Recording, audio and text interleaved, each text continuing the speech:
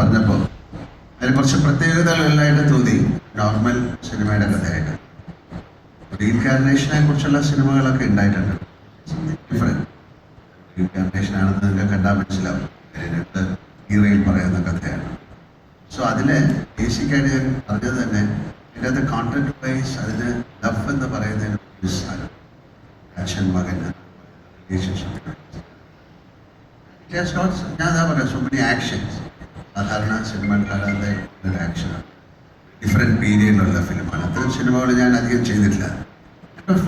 Always I say I trust my director than any other thing. I trust my director. So I had that kind of confidence with Nanda. അതുകൊണ്ടാണ് ഈ cinema accept ചെയ്തത്. അത് cinema കണ്ടിട്ട് പറയാൻ പറ്റുള്ളൂ. അത് എത്രത്തോളം സക്സസ്ഫുൾ എന്നൊക്കെ ഉള്ളത് സിനിമയുടെ റണ്ണിങ്ങിനെ പറ്റിയൊന്നും എനിക്ക് പറയാൻ പറ്റില്ല. ബട്ട് ഫോർ മീ ഈ സിനിമ നല്ലൊരു കഥയായിട്ട് തോന്നി. എനിക്ക് ചെയ്യാൻ പറ്റുന്ന ഒരു സിനിമയായിട്ട് തോന്നി. എൻ്റെ അതൊരു ഇമോഷണൽ വാല്യൂ ഉള്ള സിനിമയായിട്ട് തോന്നി. So I did that film.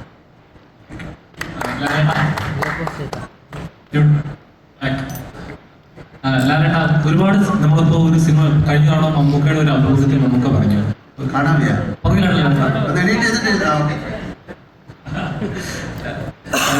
ലാലേട്ട മമ്മൂക്ക ഒരു അഭിമുഖത്തിൽ മമ്മൂക്ക പറയുന്നുണ്ടായിരുന്നു, ഒരു കഥ എഴുതുമ്പോൾ എനിക്കായിട്ട് ഒരിക്കലും ഒരു കഥ എഴുതരുത്, അല്ലെങ്കിൽ എന്നെ കണ്ടിട്ട് ഒരിക്കലും ഒരു കഥ എഴുതരുത്. ആ കഥയിൽ ഒരു കഥാപാത്രമാണ് ഇത് തോന്നിയാൽ മാത്രമേ ചെയ്യാവൂ. അപ്പം ലാലേട്ടൻ ചെയ്യുന്ന ഓരോ സിനിമകളും അങ്ങനെ ഫീൽ ചെയ്യുന്നുണ്ട്. ആ കഥാപാത്രമായി മാറുമ്പോൾ അത് തിയേറ്ററിൽ എഴുന്നേറ്റ് കൈയടിക്കുന്ന മൊമെന്റുകളും അല്ലെങ്കിൽ രോമാഞ്ചയുടെ ഒരുപാട് മൊമെന്റുകളുണ്ട്. ഇപ്പം ഇതിലെ ട്രെയിലർ കാണുമ്പോൾ പോലും നമുക്ക് നമ്മുടെ പല സിനിമകളിലെ ലാലേട്ടൻ ചെയ്ത ആക്ഷൻ സീനുകളൊക്കെ കാണുമ്പോൾ ഓർമ്മ വരുന്നുണ്ട്. അപ്പം ഇതിലെ ഫൈറ്റ് സീനുകളൊക്കെ എങ്ങനെ ഉണ്ടായിരുന്നു? ആ ഒരു മേക്കിംഗ് കാര്യങ്ങളൊക്കെ ലാലേട്ടൻ ട്രെയിലർ കാണുമ്പോൾ നമുക്ക് ഒരു ഫീലിംഗ് കിട്ടുന്നുണ്ട്. എങ്ങനെ ഉണ്ടായിരുന്നു ആ ഒരു എക്സ്പീരിയൻസ്? ഞാൻ അതിൻ്റെ നേരത്തെ പറഞ്ഞു, ഇതൊരു സാധാരണ സിനിമയായിട്ട് തോന്നിയില്ല. ഇതിൽ ഒരുപാട് ആക്ഷൻസിൻ്റെ ഇമ്പോർട്ടൻസ് ഉള്ള ഒരു സിനിമയാണ്. നമ്മൾ സാധാരണ കാണാത്ത ആക്ഷൻസ് ഉണ്ട്. ലൈക്ക് അതിൻ്റെ പീരിയഡ് ഫിലിമൊക്കെ ഉണ്ടല്ലേ, അത് തന്നെയാണ് എൻ്റെ പ്രത്യേകത. അതിനെ കൂടുതൽ ഡിഫൈൻ ചെയ്യാൻ എനിക്കറിയില്ല. കോണ്ടന്റ് തീർച്ചയായിട്ടും അദ്ദേഹം പറഞ്ഞതുപോലെ തന്നെയാണ്. ഇപ്പോൾ ഇത് ഷബാദ് ഒരു കഥ എനിക്ക് വേണ്ടി എഴുതിയ കഥയല്ല. കഥയിലേക്ക് അവരെന്നെ ക്ഷണിക്കുകയായിരുന്നു. We have a story like this, can you act like this? This story is not written for Mohanlal. എനിക്ക് വേണ്ടി എഴുതിയ കഥയല്ല.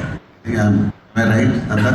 You wrote a story, then you invited me to that film. So he can give more ideas on this. Just tell me. They want to know. Yeah, I understood the question.